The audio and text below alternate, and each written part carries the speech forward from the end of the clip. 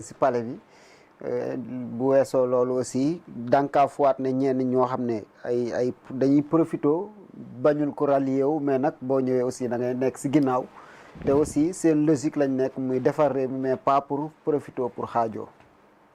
waaw xanaa di remercier sa waay sax parce que il est courageux véritablement de suivre Ousmane Sonko ba xam li muy wax vraiment man honnêtement je passe temps là parce que bon de toute façon mi ngi si préparation yi. oui mais justement mais xam nga yi mu teg nii. mais vous savez les tonneaux vides rek ñooy def bruit mon cher.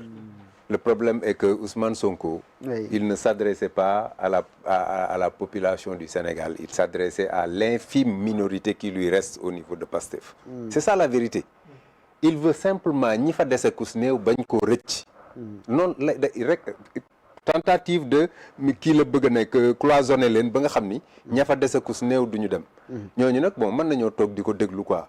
Mais effectivement monsieur Dia, c'est bien de l'écouter parce que des fois. Il faut effectivement l'écouter pour pouvoir cerner li nga xamante ni moom la bëgg a def mais man j'ai pas ce courage malheureusement. Maintenant sa sortie n'est qu'une réplique ce n'est qu'une réplique à l'invitation du président de la République. yàgg naa ko wax dama ni leen bu jàppoon nga ne kon dina si génn mais quand même lii émission yi may seet di yëpp wax naa leen ko nee naa leen waa ji fu Diomaye génn dina génn parce que moom problème am aujourd'hui xalaatul opposition bi. Il pense à Diomaye naka la Diomaye di def ba yàkkal ko yëf yi te man aussi foofu dama bëgg nit ñi comprendre benn affaire. Diomaye demul fenn te du toj fenn xam nga li ma leen di wax mooy ñi topp ci ginnaaw Diomaye suñu moytuwul. Diomaye da leen di yàkkal Ousmane Sonko. c'est-à-dire yow gëmoo ne ñoom ñaar am nañ. non am nañ problème bi c'est Diomaye qui n'a pas le courage d'affronter Ousmane Sonko. Ils ont des problèmes mais Diomaye n'a pas le culot d'affronter Ousmane Sonko. te ñi ko topp grand perdant. il n'est même pas perdant parce que il n'a rien à gagner. Diomaye il est venu par accident. L'histoire nous l'a donné et puis véritablement c'est comme ça mais il n'a pas d'ambition. Le problème mooy ñi topp ci ginnaawam di mbëkkante ñoo ci perte ku weddi laajal Bougane. Tous ceux qui sont derrière lui qu'ils sont derrière lui qu'ils se préparent parce que da leen di yàkkale ñi nga xam ne bëgguñu Ousmane Sonko nag duñ dem.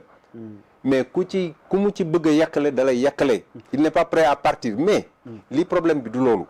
S'il pense que le Sénégal s'arrête entre Diomaye et Sonko il se trompe lourdement. ñoom amuñu 54% la ñu amoon seen boole. législatif. te 54% yi li ma wérte wóor mooy effrité na. maintenant cette décadence là bi nga xam ne ñoom sentir nañ ko. moom moo waral ñuy bëgg a def benn genre bipolarisation entre ñoom ñaar. bëgg a exclure l'opposition. mais c'est là où seen problème am. parce que l'opposition et le pouvoir ne font pas la moitié des électeurs du Sénégal. Les électeurs du Sénégal c'est des gens réfléchis. qui ont des familles. et qui ne vont jamais accepter que Ousmane Sonko soit le président de la République du Sénégal. Un tel homme nit ñi di ko suivre depuis 2014 lu mu la wax génn ci lu mu la wax du ko def naru ko xaste kese la jàpp ni moom moo koy may dara guerrierisme rek la jàpp ni moom moo koy may dara man maa def nii maa def laa tout ce qu'il a dit à l'Assemblée nationale lan moo ko waxloo lan mooy suñu yoon ci loolu yow quand tu viens Dakar non mais attends assumer ay casse assumer rey nit assumer nangam loolu mooy liggéeyu Premier ministre. Non, moi je pense que le Premier ministre à l'Assemblée nationale ce qu'il devait dire c'est de regretter les événements yi nga xamante ni moom moo fi amoon. Mais quand même il n'a jamais moi j'ai jamais entendu Ousmane Sonko regretter les événements qui se sont succédés ici.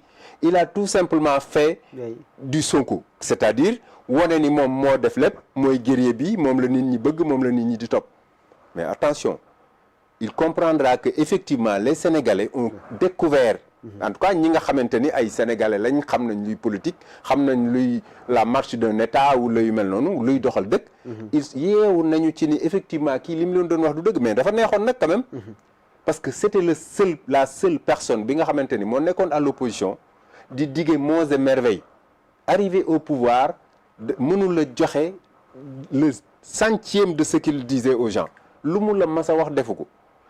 mu ñëw ci ay homosexualité mu bëgg ko daganal par je ne sais pas n'importe quelle loi mais loolu on va en revenir ce qui est sûr mooy monsieur Dia disait tout de suite que la confrontation aura bien lieu non la confrontation a lieu c'est la rupture qui aura bien lieu c'est la rupture mais la confrontation elle est réelle maintenant quand est-ce que la rupture aura lieu foofu la suñu problème nekk ñun sénégalais yi parce que ñun on a le droit quand même d'avoir un Sénégal sur les rails mais avec leur conflit leur seen mbëkkante seen xiiroo seen ŋaayoo kii di woote fee kii di woote fee mais quand est-ce qu'ils auront le temps de travailler pour le Sénégal dëgg la comme il l'a dit mënu ko monsieur Dia l'a dit tout à l'heure il nee na bu amoon nangam def nangam mais su fekkente ni en tant que premier ministre 2 ans d'exercice su amoon nangam ci la toll alors que mu doon wax ni lépp mën nañ koo am ici d'ici 100 jours moi je pense que ça c'est un aveu d'échec.